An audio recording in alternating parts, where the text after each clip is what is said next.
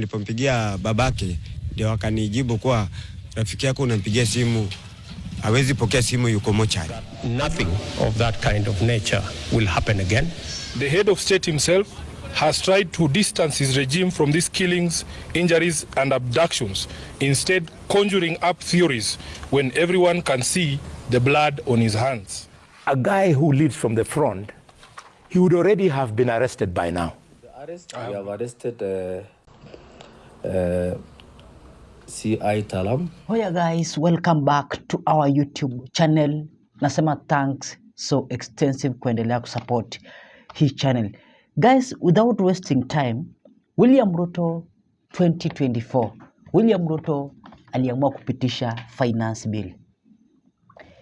And baada kupitisha finance bill guys, William Ruto alipewa warning kwamba sijaribu kusign hiyo finance bill because hiyo finance bill ilikuwa inaenda ku overtax Kenyans from 2024 to 2025. Saizi wa Kenya ungekuwa umeziko wengine kama hiyo finance bill ingepitishwa ama ingesainiwa na William Ruto. And that's why unaona Gen Zs waliamua kusimama kidete, and watu kama kina Boniface Mwangi walikuwa na witness wenzao activists wakidedishwa na wanapolisi. Nimekupatia ruhusa, unaona hii bunduki yako. Piga hapa kwa kichwa kama unaweza. Kwani unafikiri ujinga vipi entertain? Kenya vinga hivi bana. Unatumika vibaya.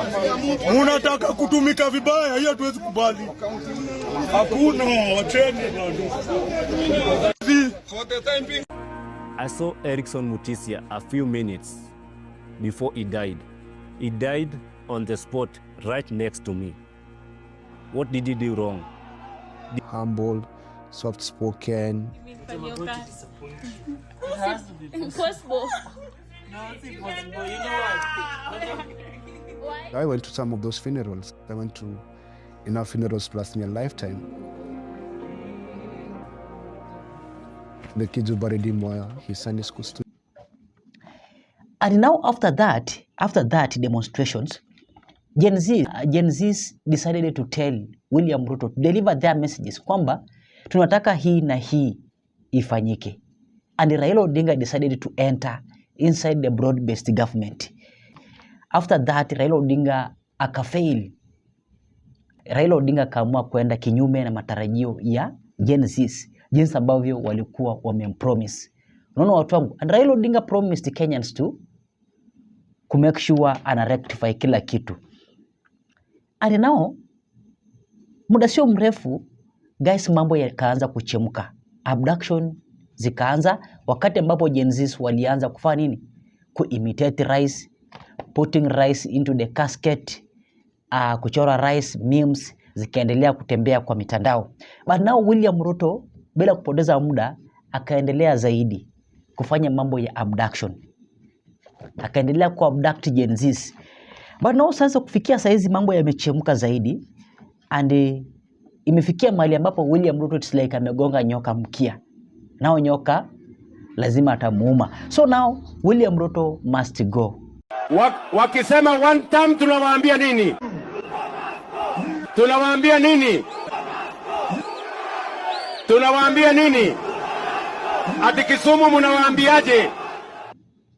No, wrong. So in this video, guys, I want you to listen to Edwin Sifuna. First of all, William Ruto is telling us that ameamua kuarrest Central Police Commander in Nairobi, because huyo ndo mtu wa kwanza kupokea mwili wa Albert Ojwang.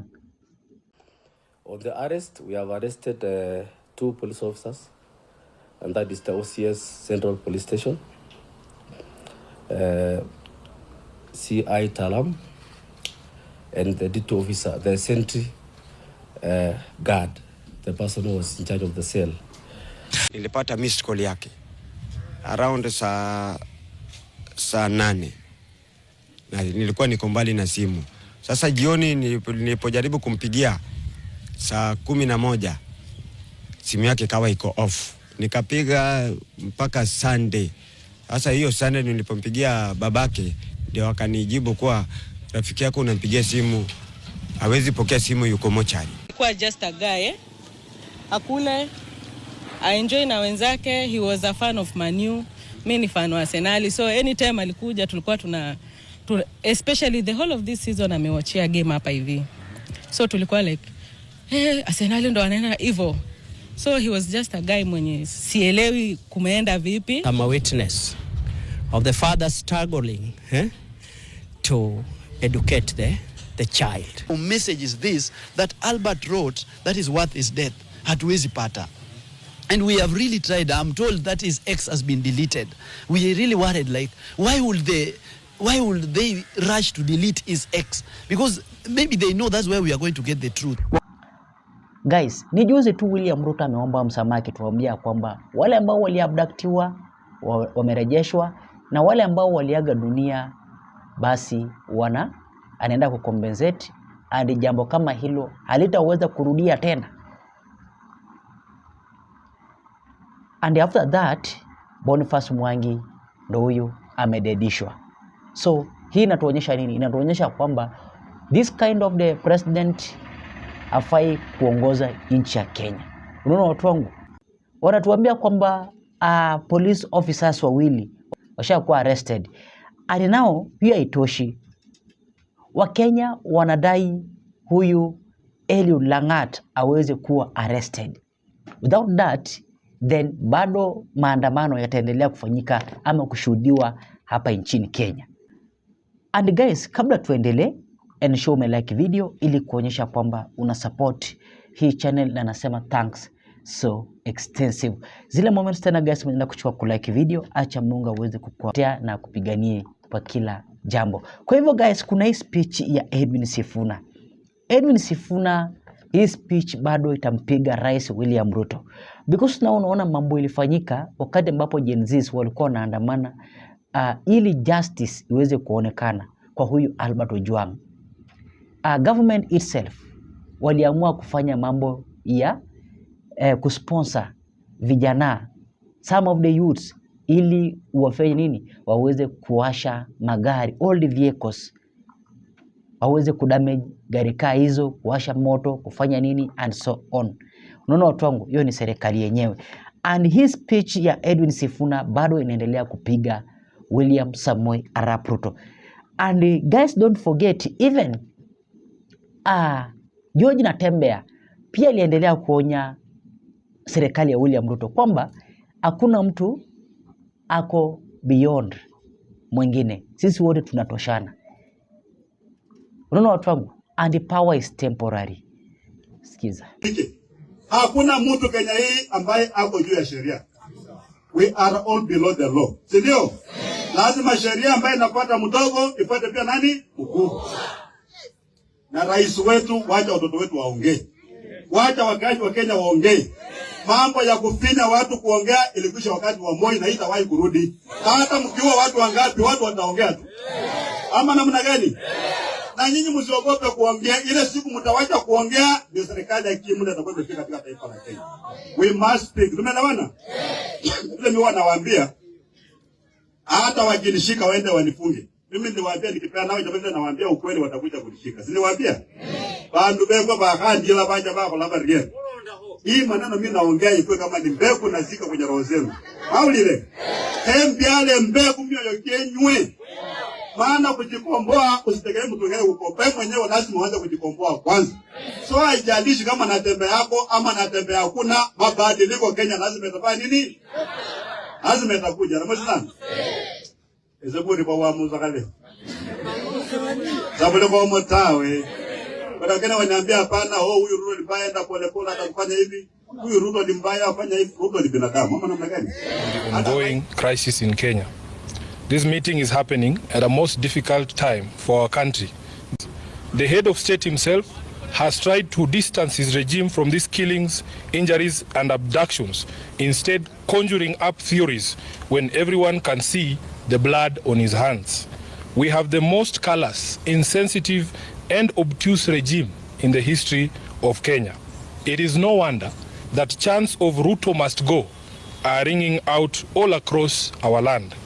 Government must never abdicate its responsibility to protect life and the property of its citizens And if it does, as RUTO has done, it deserves to go. As a party that was founded on the tenets of social justice, we shall walk the journey of bringing about justice and accountability for all of the regime's crimes since they took power. We stand with the people in their quest to liberate themselves politically, socially, and economically. Kenyans asked us to stand with them against the punitive tax proposals in the finance bill, and we did. Of the 115 members of the National Assembly who stood with the people and voted against the bill on the floor, 73 were in fact members of ODM. We applaud these great patriots and thank them for being true representatives of the people. As a party, we celebrate you for being on the right side of history. We are acutely aware that it is time for all of us in the political leadership to begin to listen. Listen to what the people are saying and not to our own voices. The young people have spoken in plain language that should be clear to everyone. Let's not be vague. Let's just do what the young people are telling the government to do. Number two, we consider this to be Kenya's last best chance. The youth have given our country our last best chance. We either seize it and swim with it by implementing all their demands, or we ignore it and sink the country altogether. Number three, that the Kenya Kwanza regime must take full responsibility for all the deaths, injuries, and destruction of property arising from the violent suppression of peaceful protests. The president must publicly direct his security organs to forthwith seize the ongoing abductions, an exercise that we believe is being undertaken with his full approval and the approval of the state. He must account for and order the release of all detainees abducted by these security agencies. Number four, that the Independent Police Oversight Authority must expedite investigations into all these incidents. As a mass movement that has been on this journey of true liberation for a long time, we know how difficult it is to achieve some of the things that we have seen you do. You have absolutely earned our respect as a party, and we salute you. As believers in the right to peaceful protest as enshrined under Article 37, we condemn in the strongest terms possible the abuse of police power in the deployment of violent suppression techniques on innocent and armed protesters. Our position is that no one has to die in exercise of the rights under Article 37. On behalf of the entire ODM party, the Central Committee extends its deepest condolences to all those who have lost their loved ones and pray that God will comfort them in this time of tragedy. Instead of focusing on cutting wastage, opulence, and corruption in his regime, he is hitting back at the Kenyan people with threats to cut funding for the judiciary and the county governments. 6, that the ODM party will support credible austerity measures in the executive and in parliament. These two institutions have been expressly indicted by the people as citadels of largesse and wastage, with fresh memory of the invasion of parliament and standing threats for occupation of the executive seat of power. These two institutions must have an honest introspection on their contribution to our current predicament and take measures to lessen the taxpayers' burden. As a party funded by taxpayers ourselves, we will also be taking steps to scale down on our presence across the country and some of our activities to reflect this new economic reality. Those goons. Okay. And there is credible evidence by the way how does show this that. all, and that is why the politicians themselves do not go to the road. End, Halwale? How do we end this entire conversation? Because now there's just blame game on one side or the other side. How does this stop? It is very difficult. Yeah. Because on the one hand, when the state moves, the other side feels that they are chest thumping because they have the instruments of force. On the other hand, when the other side moves, the side of the state believes they are doing that because they have armless people who they have poured in the streets as sitting targets. So it's not a debate that can end. And this is why I want to repeat that let us test the Constitution. I want to see Article 37 being prosecuted in court.